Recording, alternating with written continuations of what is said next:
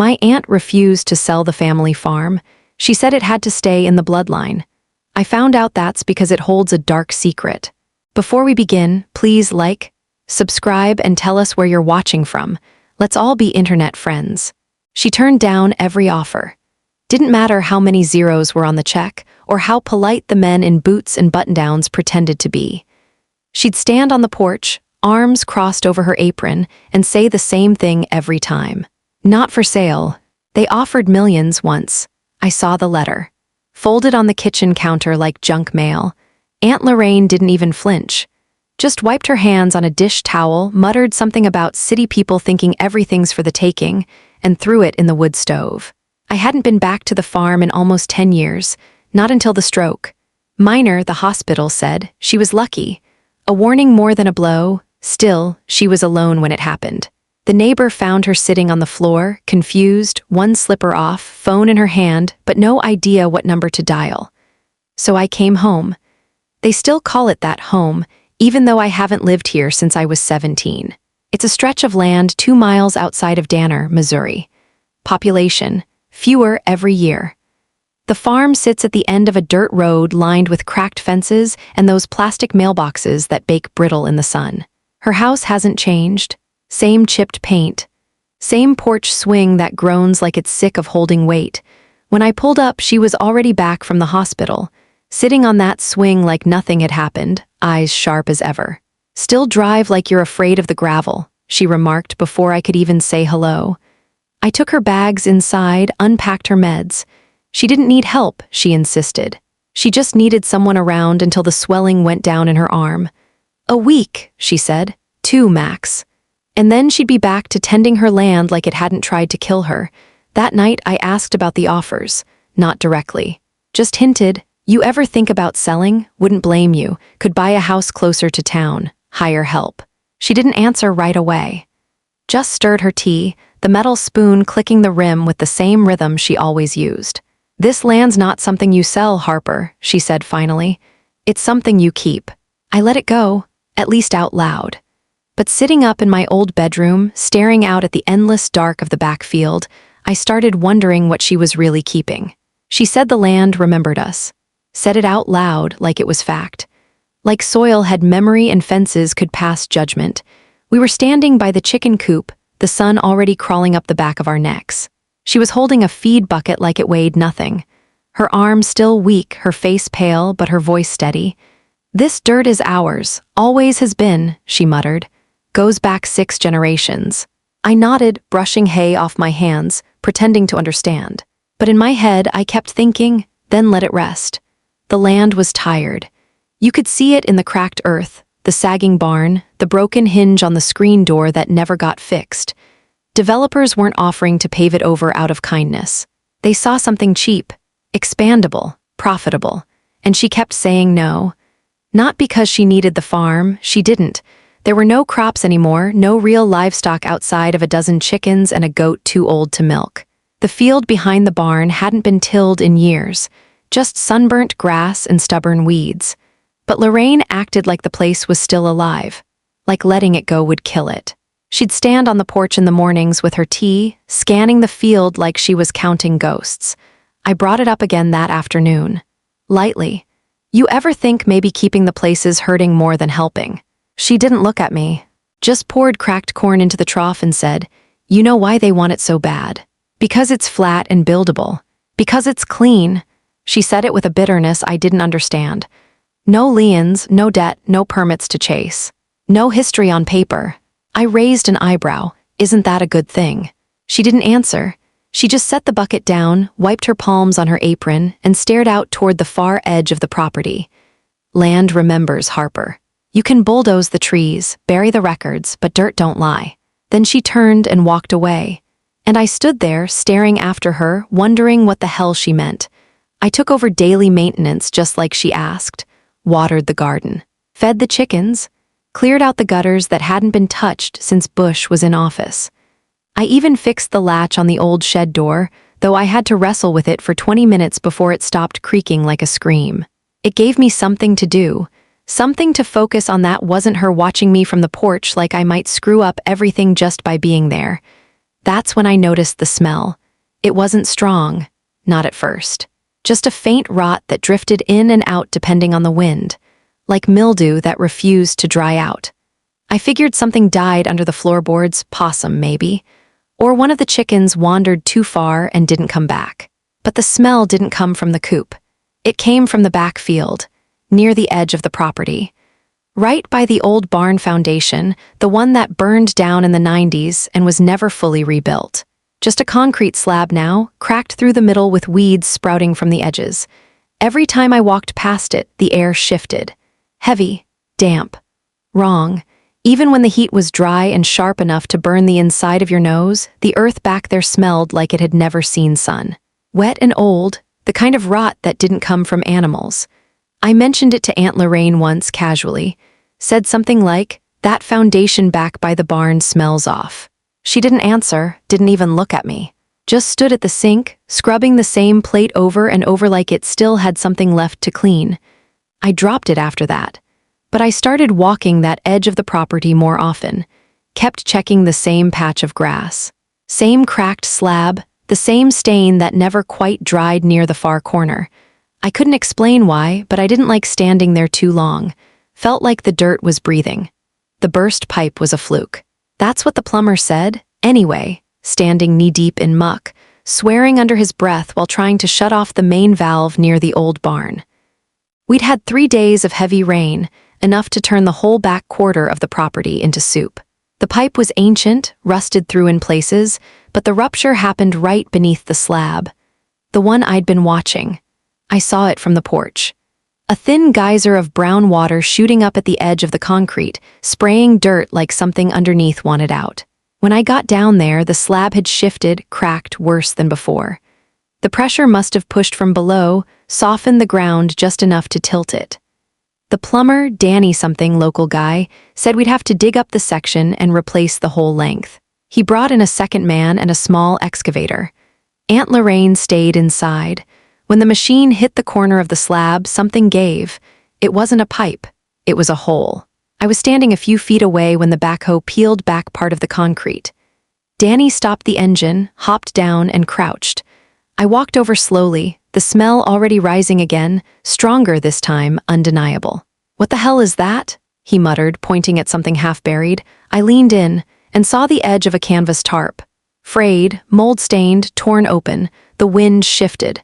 That smell hit hard, sweet and thick and wrong. Danny stepped back, gagging. "Don't touch it," I said. I don't know why I said it, just knew. We called the sheriff. They taped off the whole area by nightfall. No announcements. No sirens. Just quiet murmurs and steady hands pulling back more concrete like it was paper. Underneath, the tarp unspooled. And beneath that, bones. They found bones. Human. Fresh enough that no one could pretend they weren't. The officers didn't say much at first. Just moved slow, deliberate, setting up yellow tape around the site like it was already sacred. One of them muttered something into a radio, another took photos, crouched low with a clipboard like he was filling in a crossword. I stood outside the tape, arms crossed, stomach cold. The tarp was peeled halfway back. I could see part of a ribcage, soil-packed, one side shattered, a femur, long and pale and not old enough to be brittle. There was still fabric tangled around what might have been a hip. Jeans, dark, torn near the knee. No one said murder. Not yet, but it hung in the air like fog. A detective showed up around dusk. Tall, wore plain clothes, introduced himself as Detective Kramer, said it wasn't uncommon to find historical remains on farmland. Said we shouldn't jump to conclusions. I stared at him. "You think those bones are historical?" He didn't answer. I looked over his shoulder. One of the forensic techs was holding something wrapped in a plastic evidence bag, a phone. Or what used to be one, blackened, cracked, but recent, not old, not ancient, not forgotten. Kramer cleared his throat. "We'll be taking the remains for analysis. In the meantime, I'd appreciate it if your aunt could answer a few questions." "She's not well," I said. He looked at me. "Still owns the property, doesn't she?" I didn't respond. By the time I walked back to the porch, she was already waiting, sitting in the swing, hands folded, face blank. "The sheriff wants to talk," I said quietly. She didn't move, didn't blink, just said, "Call my lawyer." She refused to speak. Not to the sheriff, not to the detective, not even to me. She just sat there on the porch, hands knotted in her lap, her lips pressed into a straight, bloodless line. The swing creaked beneath her like it had something to say, but she didn't, not a word. Kramer stood a few feet away, notebook in hand. "Miss Burke," he tried, voice even. "This is your land. You're listed as the primary owner on record. Any information you can provide." "I want my lawyer," she repeated. Flat, final, he waited. Gave her a moment to maybe change her mind, maybe soften. She didn't. "Was anyone else living here 5, 6 years ago?" he asked, gentler now. "Did you rent out the barn, hire outside help?" She looked straight ahead, past him, past me, past all of it. She wasn't just silent, she was gone. "I understand this is upsetting," Kramer said. She closed her eyes. He exhaled through his nose, jotted something down. "We'll be in touch." They left the tape up, said it was an active scene. They'd be back with dogs in the morning, cadaver teams. A full dig, not just the slab, but the field surrounding it. They wanted to see how far it went. I stood by the window that night and watched her. She hadn't moved in over an hour. Same spot, same posture. Like she was waiting for someone, or maybe something. I asked her if she knew who it was. She didn't answer. Didn't even look at me. Just whispered, "There are things you shouldn't have to carry." Then went back to staring into the dark. The officers called me in the next day, not as a suspect. Not yet, just a name on the deed. A relative. A voice they could point questions at while the lawyers circled and Lorraine stayed silent. The station was quiet, the kind of small-town silence that hums behind fluorescent lights and smells like burnt coffee. Kramer met me in a side room, windowless. Faint buzz in the air from the old ceiling fan that didn't turn. He slid a form across the table. "Standard," he said, "just states you're willing to answer questions without representation." I signed it. I didn't have anything to hide. "Tell me about the land," he started. "How long it's been in the family?" "Over 100 years, maybe more." "You know the boundaries." "Pretty well." "And the barn foundation?" I nodded. "Used to be a full structure. Burned down when I was a kid." "Any renovations since?"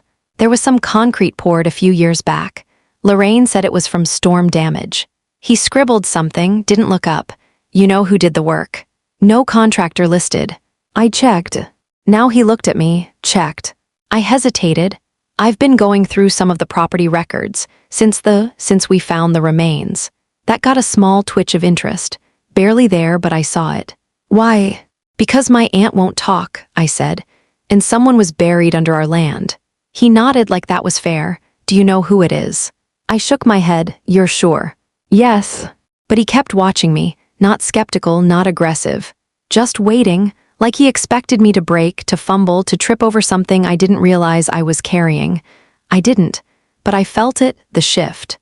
The subtle way the air got tighter. The quiet suspicion that settles behind your name once you're connected to a secret no one wants to explain. They didn't say I was a suspect, but I saw it in their eyes.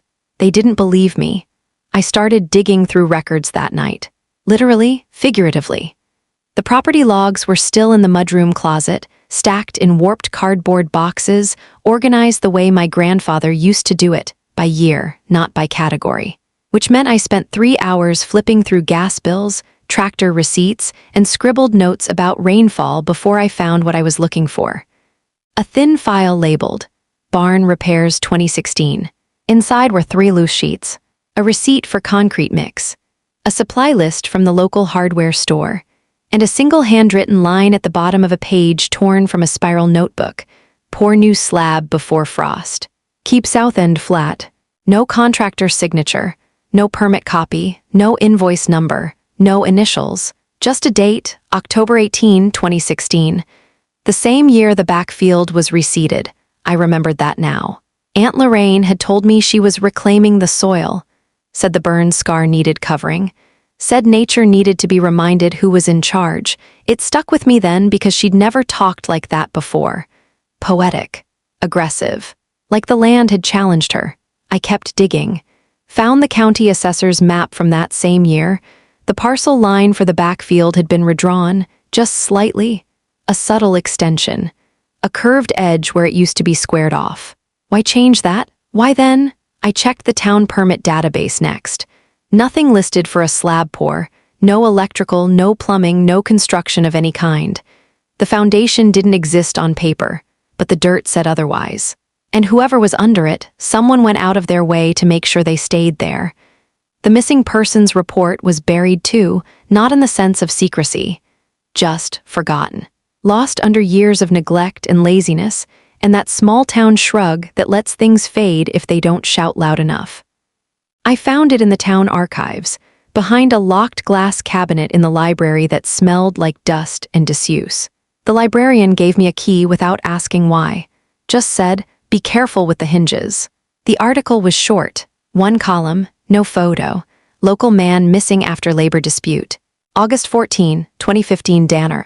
Miguel Castillo, 42, was reported missing after a disagreement with his employer earlier this summer. Castillo, known to work seasonally at farms in the area, was last seen leaving a property south of County Road 3. Authorities say foul play is not suspected. "These things happen," Sheriff Harold Mott told the paper. "He's moved on before, most likely did again. Anyone with information is encouraged to contact the sheriff's office." That was it. No follow-up, no second article, no quotes from family, no search party. Just 3 paragraphs to mark a vanishing, a name and a shrug. But I remembered Miguel. I was 23 that summer. Home for a few weeks between jobs, pretending to help on the farm, mostly staying out of Lorraine's way. He was quiet, worked the fence line, fixed the barn door, wore long sleeves even when it was hot, always polite. He brought fresh tortillas one morning wrapped in a dish towel. I'd never had ones like that. I told him so. He smiled but didn't say anything. Later that week, I heard her yelling at him. I couldn't remember why, just her voice, sharp and cold. "You don't talk like that on my land. You know your place." Miguel didn't come back after that. I hadn't thought about it in years. It folded into the rest of the summers. Just another person who drifted through, did the work, and disappeared. But now I saw it. Now I knew where he'd gone, not out of town, not out of state. He never left the land at all. I remembered the day the gate broke. Mid-July. The heat had made everything soft, the wood, the ground, the air. I was trying to move the cattle chute with too much force and not enough sense, and the latch snapped clean off. The gate slumped sideways, half-hinged, leaning into the dust. Miguel saw it from across the yard. Didn't say anything. Just walked over, toolbox in hand, like he'd been waiting for something to fix. He knelt beside the post and examined the hinge like it was a patient. I remember watching the way he moved, slow, precise, like every action had weight. He didn't waste effort, didn't speak unless necessary. I offered to help. He waved me off. "Not with those shoes," he said, half a smile on his face. "You're dressed for town, not work." He wasn't wrong. I'd just come back from a job interview that morning, khakis, flats, blouse still sticking to my back. I stood awkwardly while he replaced the screws and straightened the frame. It took him 15 minutes. When he finished, he said, "Now it won't bite back." I smiled, "Thank you." He nodded, "Just be careful. These gates remember how they've been treated." I laughed, thought it was a joke, but now I hear it differently. Like he knew something I didn't. Later that day, Lorraine found us standing by the fence. She was holding a ledger in one hand, a half-peeled apple in the other. Her eyes narrowed. She didn't say hello. "Break's over," she snapped. "You've got the South plot to finish." Miguel didn't argue, just nodded and walked away. She turned to me after he was gone. "You don't owe him conversation." "Why not?" "He's help," she said. "You give them too much, they forget where they stand." That was the first time I looked at her like a stranger. And now, standing in the same spot, years later, watching the forensics team pull fragments of bone from a hole she paved herself, I wondered how many other strangers she buried beneath silence. The town sheriff didn't want to talk. I showed up at his office the next morning, small building, one desk, coffee smell strong enough to sting. Sheriff Mott sat behind a paper-stacked counter like he'd been there since the 70s and planned to die in that chair. He didn't look up when I said Miguel's name, didn't ask why I was asking, just tapped a file drawer and said, "That case was closed years ago." "He wasn't a case," I said. "He was a person. Drifters pass through all the time," he muttered.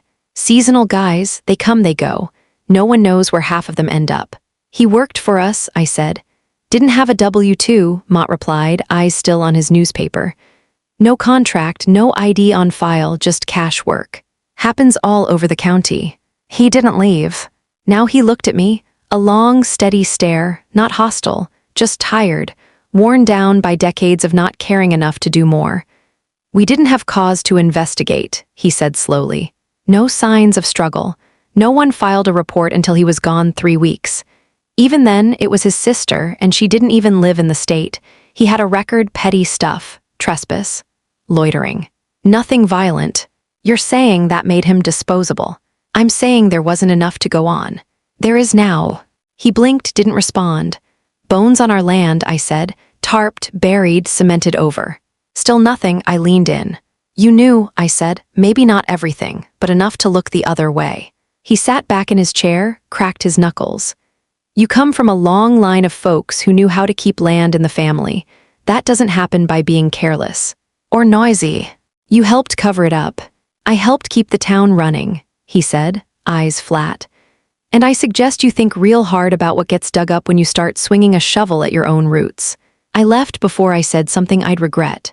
But as I walked out, I realized something worse than silence. He wasn't covering for her. He was covering for all of them. I called my father that night. He picked up on the second ring like he'd been waiting. Everything okay? He asked, already wary. No, I said. They found a body. A pause, then a quiet exhale. On the farm. Yes. Jesus, he murmured, then like an afterthought, who? A man named Miguel Castillo. Worked for us in 2015. He didn't answer right away. I could hear the ice clinking in his glass.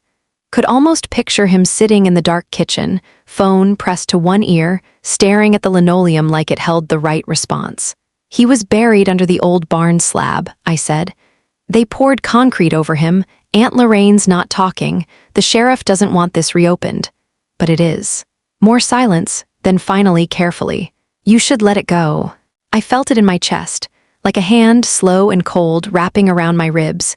You knew. I didn't say that. You didn't have to.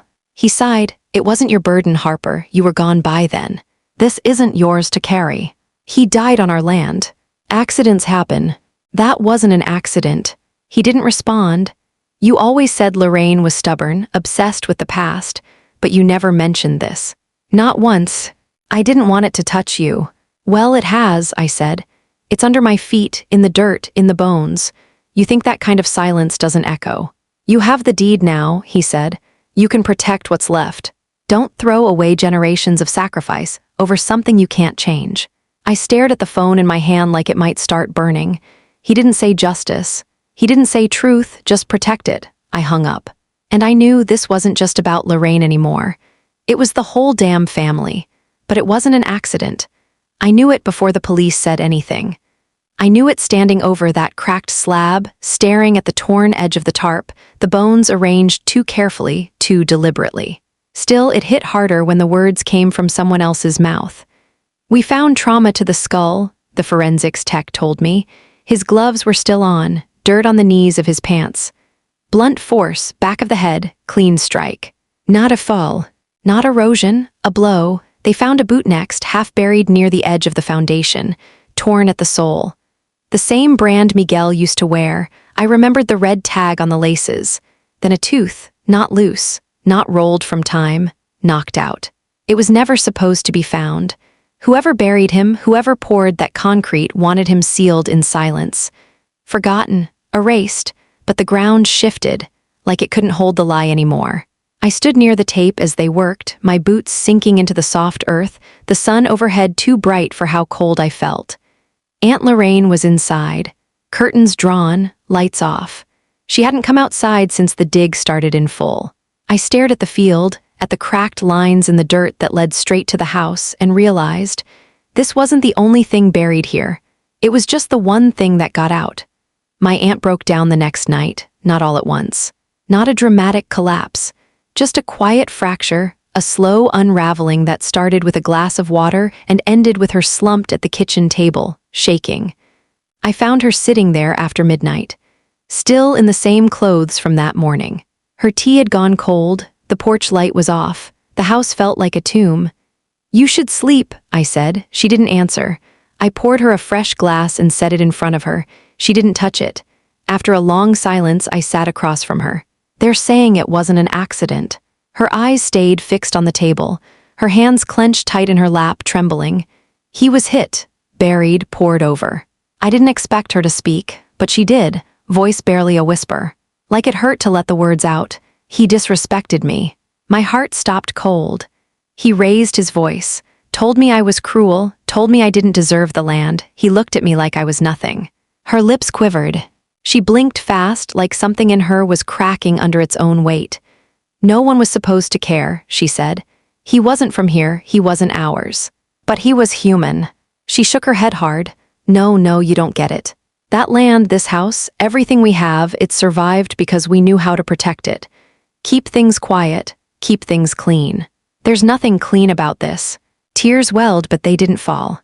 Her mouth opened like she had more to say, then closed. Her body folded inward, shoulders collapsing in on themselves. She wasn't crying for him. She was crying because she was afraid of what it meant now that the bones had names. Now that the silence was broken. Now that the land remembered loud enough for someone to hear. I sat there, watching her unravel, and all I could think was, she never once said she was sorry. The Castillo family had no closure, until now.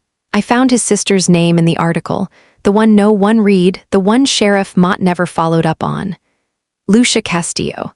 Last known address in Wichita. I didn't know if she still lived there. Didn't know if she'd want to hear from anyone connected to us. But I found her, 3 clicks and an old Facebook profile. Her cover photo was a church. She hadn't posted in years. I wrote a message. Simple, careful. Lucia, I don't know if this will reach you, but I believe I have information about your brother Miguel. I'm Harper Burke. My family owns land outside Danner. Please call me if you're willing to talk. I'm sorry it's taken this long. I added my number. I didn't sleep that night. She called 2 days later. Her voice cracked before she even got out her name. I thought no one would ever speak his name again. I told her everything I could, what we found, where. What the police were saying now, what they hadn't said back then. I left nothing out. She didn't cry. She just went quiet. Then, he was kind, she said. Too kind. He helped people who didn't deserve it. He trusted people who wore masks. I asked if she wanted to speak to the detectives. She did. They contacted her within days. She flew in the next week to give DNA, walked the property once. Didn't ask to see the house. Just stood by the taped-off foundation and stared at the dirt. When she turned to leave, she looked at me. He deserved a stone, she said. Not cement, not hiding, a stone with his name. And I knew then. This wasn't over. The DA considered charges, but nothing stuck. Too much time, too little proof, too many gaps filled with silence. Lorraine's lawyer did what they always do in towns like this, spun it, said she was confused, elderly. That any action she may or may not have taken wasn't malicious, just misunderstood. No eyewitnesses. No video, just bones and a bloodline with too many shadows. They called it circumstantial. Never mind the poured concrete. Never mind the missing man. Never mind the fear etched into her face when the truth surfaced. There was a press release, short, sterile. Insufficient evidence to proceed with criminal charges at this time. A placeholder for justice that would never come. Lucia didn't speak to reporters. She just gave the police a framed photo of Miguel and said, "If you're not going to charge anyone, at least let him be seen." They never hung it, but I kept a copy. Lorraine stayed in the house. Didn't leave the porch, refused visitors. Her lawyer told her not to speak. She didn't need the reminder. The town moved on like it always did. People stopped mentioning Miguel, but I couldn't, because I still had the deed. I still had the land, and it didn't feel like mine anymore. It felt like it belonged to someone who never got to leave it. I still had the deed. Paper thin, heavy as hell. It sat in a lockbox under my bed, next to Lorraine's will and the surveyor maps my grandfather hand-drew in the 60s. The land was split into parcels, each with names I barely recognized. Cousins long gone. Boundaries no longer honored. But the back field, the one where they found Miguel, that was mine now. Legally. I walked it one morning just after sunrise. Dew clung to the grass, glinting like glass. The earth was firm again, sealed up by the same sun that once baked the truth beneath it. The markers were gone. The tape removed. Nothing left but dirt and memory. I stood on the edge of that old slab, the one cracked open by rain and time, and I tried to feel proud. Tried to imagine legacy, like Lorraine always said, but all I felt was weight. The land didn't feel noble. It felt complicit. Every root, every patch of sun-scorched grass, every crumbling fence post, it was all soaked in silence. The kind passed down, disguised as tradition. The kind that asked for loyalty but offered none in return. The guilt wasn't mine, but the land was, and I couldn't hold both. Not anymore. My family told me to keep it. They didn't ask. They insisted. Calls came in the days after the DA's decision. First my father, then 2 cousins I hadn't spoken to in years, all saying the same thing in different tones. Don't do anything rash. It's still part of us. You don't throw away land, not when it's paid for in blood. That last one stuck with me, paid for in blood. I don't think he realized what he was saying, what it really meant. They talked about sacrifice, about hardship, about heritage. They spoke like the land had earned its right to stay in the family because of what it took from people, but not which people. Not Miguel, not the man buried in our soil. They used words like ours and always and forever like spells. Like if they said them enough, it would erase the slab, the tarp, the tooth. My father said, "You've got a responsibility now, protect what's left." I hung up on him because I finally understood what he meant. He wasn't asking me to preserve a legacy. He was asking me to protect a lie. I called Miguel's sister. Her voice caught the second she answered. Like she wasn't sure if I'd meant to dial her again. "I know this might be strange," I said, "but I have a question, one I need to ask before I do something I can't take back." She didn't speak, just waited. "The land," I said, "where they found him, where he was." A pause. "I don't want it anymore," I said. "Not like this, not with his name missing from everything that's ever grown here." She was quiet for a long time. Then, "I don't want the land." "I know, I swallowed. Then what would you want?" "If it was yours to decide." Her voice cracked when she answered. "I want his name back," she said. "I want people to know he was here, that he mattered, that he wasn't trash to be buried and forgotten." I nodded, even though she couldn't see me. "I can do that," I said, "but I want to do more." And for the first time since this started, since the pipe burst, since the bones surfaced, since Lorraine folded into her own fear, I felt clear. I wasn't giving up the land. I was giving it back. I signed over the deed the next morning, not to a developer, not to a cousin, not to the bank or the state, to Lucia Castillo. Her lawyer said she didn't want it, couldn't afford to manage it, didn't even know what she'd do with it. Didn't matter, she deserved the choice. I had the documents notarized at the courthouse. The clerk looked at the names, then looked at me, didn't ask questions, maybe he knew. Maybe everyone in this town knew something and kept it tucked behind polite nods and brittle smiles. I mailed the packet myself, drove it to the post office, watched the clerk stamp it, seal it, slide it away. Done, no ceremony. No farewell, just a signature and the slow relief of something unshouldered. I walked the field one last time before I left. No tape, no slab, no markers, just a raw stretch of land beneath a wide, indifferent sky. The kind of place that holds secrets like seeds. The kind that lets things grow even when they shouldn't. I stopped where the bones had been, where the concrete cracked, where the rot had crept through like a warning. I placed my hand on the ground, closed my eyes, and I said it aloud into the open air, "You don't get to own what you buried." Then I turned and walked away. Thank you for watching. Please do not forget to like, comment, share, and subscribe. I love you all.